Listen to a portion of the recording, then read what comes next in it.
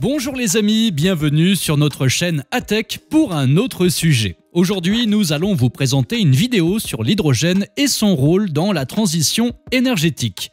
Les chercheurs ont réussi une grande percée dans les technologies comprenant l'hydrogène. Mais qu'est-ce que cela va changer dans la vie au quotidien? Et pourquoi ces découvertes sont-elles importantes? Avant d'y répondre, nous vous invitons à vous abonner à la chaîne et à activer les notifications. C'est parti!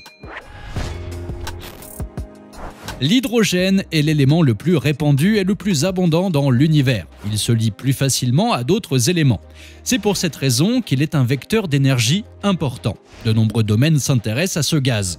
Il peut constituer un élément important d'une pile combustible. Il peut aider à la réduction de l'émission des gaz à effet de serre. En le mettant dans une pile combustible, la réaction ne produit que de l'eau. Mais pourquoi cette technologie n'est-elle pas encore répandue dans le monde ? La raison principale est qu'il faut l'extraire à partir d'autres éléments. Il existe actuellement deux méthodes de production de l'hydrogène. La première consiste au reformage du gaz naturel à la vapeur d'eau. Cette technique est la plus simple et la moins coûteuse à réaliser. Elle consiste à créer une réaction du méthane avec de l'eau. Cette réaction produit de l'hydrogène et du dioxyde de carbone. À première vue, le procédé semble vraiment simple. Mais il y a toujours un hic. Le but de l'utilisation de l'hydrogène est de réduire l'émission du gaz à effet de serre. Or, vous avez sûrement remarqué que le produit de la réaction contient du CO2. Il s'agit d'un gaz contribuant à l'effet de serre. Mais des procédés permettent de produire de l'hydrogène décarboné. C'est un élément plus écologique. Pour ce faire, on capte le CO2 produit et on le stocke pour d'autres utilisations. Mais cela nous conduit encore à un autre problème bien plus réel. Le gaz naturel est de l'énergie fossile. Il n'est pas illimité. À un certain moment, les réserves mondiales vont s'épuiser. En plus, près de 95% de la production de dihydrogène dans le monde passe par le gaz naturel. Avec les besoins actuels, le gaz naturel pourrait s'épuiser bien avant les estimations. Cela nous conduit à observer la seconde méthode de production d'hydrogène.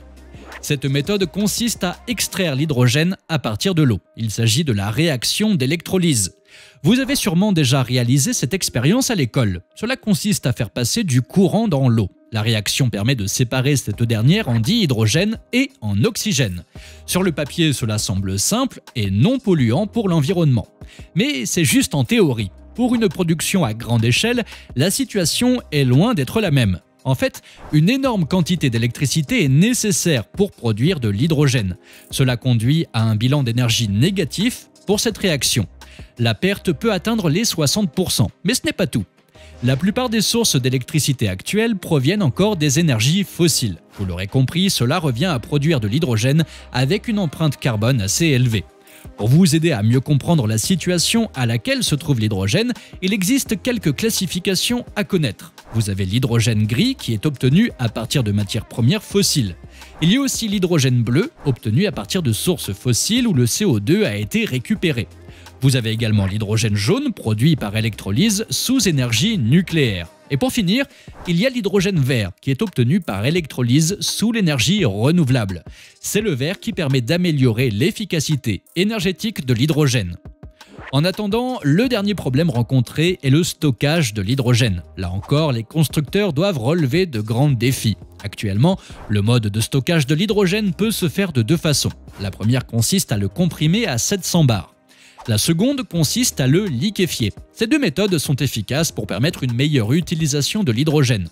Mais cette opération nécessite de l'énergie. Cela signifie que la densification de l'hydrogène coûte aussi très cher.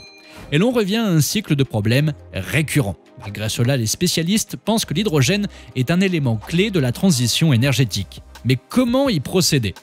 Avant de développer ce sujet, découvrons ensemble les différentes utilisations de l'hydrogène au quotidien.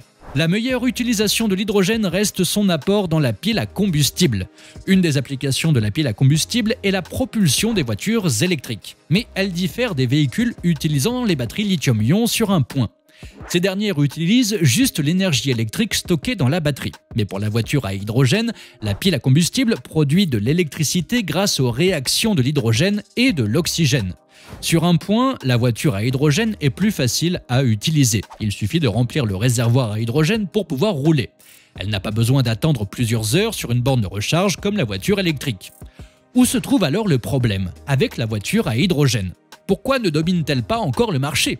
Eh bien, les voitures électriques gagnent de plus en plus de terrain. En plus du coût de production de l'hydrogène, son stockage dans la voiture pose également un problème. L'état liquide auquel il est stocké présente des risques d'explosion.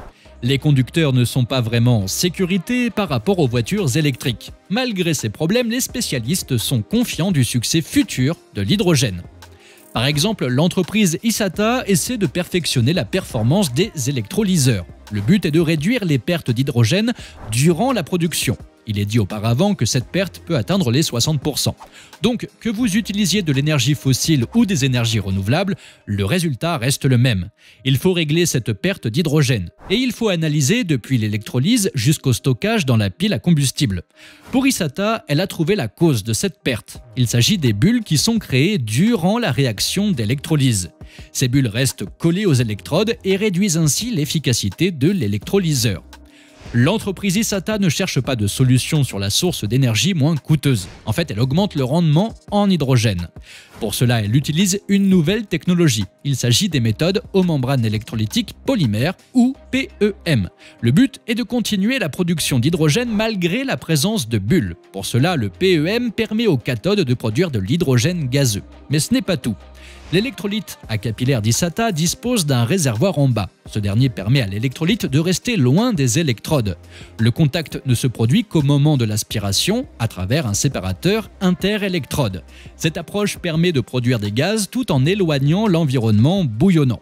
Les premiers essais ont atteint un rendement de 98%. En comparaison, un électrolyte classique offre un rendement bien plus inférieur, atténuant les 70 à 80%.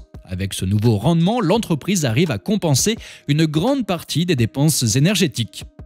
De cette façon, la filière hydrogène peut enfin démarrer. Mais cela ne résout pas encore les problèmes de stockage. Or, si la question sécurité n'est pas réglée, les conducteurs ne vont pas adhérer aux voitures à hydrogène. Là encore, les chercheurs ont mis la barre assez haute. Ils ont pu transformer l'hydrogène en état solide. Cette nouvelle forme d'hydrogène est plus facile à stocker. Elle ne risque pas d'exploser non plus. Cela pourrait révolutionner complètement le monde des voitures électriques. D'ailleurs, des géants comme Tesla se trouvent menacés par la percée de l'hydrogène.